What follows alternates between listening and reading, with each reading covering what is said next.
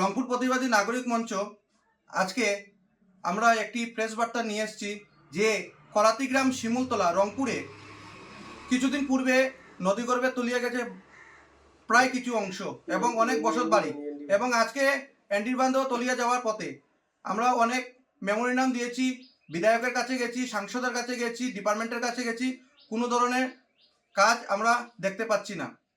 বিধায়ক বলেছে 8 কোটি টাকা ওইখানে স্যাংশন হয়েছে, এই সাংসদ বলেছে 5 কোটি টাকা স্যাংশন হয়েছে, সেরকম আমরা শুনতে পেরেছি। যে সময় আমরা এই কাজটা হয় না তখন আমরা যে ডিপার্টমেন্টের কাছে গিয়ে আমরা যে তদারকি করি তখন আমরা জানতে পারি 15 ফাইন্যান্সে 5 কোটি 30 লক্ষ টাকা ওটাই রিফান্ড হয়ে গেছে, এবং আমাদের এই কাজ করার জন্য 1 কোটি টাকা আসাম গভর্নমেন্ট দিয়েছে। কিন্তু এই 1 কোটি টাকা আসাম গভর্নমেন্টে যে দিয়েছে 1 কোটি টাকা কিন্তু কাজ হবে না।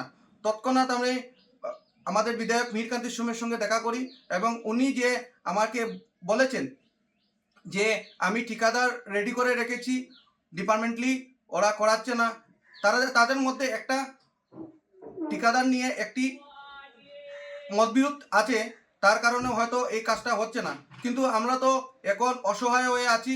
আগামী মাসেই বৃষ্টি পড়বে এবং বরাকের জল বাড়বে, আমাদের ওইদিকে বাঁধ বেগে আমাদের রংপুরের সর্বনাশ করবে এবং আমাদের মৃত্যুও হতে পারে, এখানে অনেক মানুষের মৃত্যু হতে পারে। তার জন্য দায়ী কে থাকবে? আমাদের বিধায়ক থাকবে না ঠিকাদার থাকবে না ডিপার্টমেন্ট থাকবে? সেই প্রশ্নটুকু তুলে ধরলাম আমাদের বরাকের এবং ভারতের জনগণের সম্মুখে। ধন্যবাদ। যিকোনো খবৰৰ বাবে যোগাযোগ কৰক আমাৰ এই নম্বৰত 9181 307 221।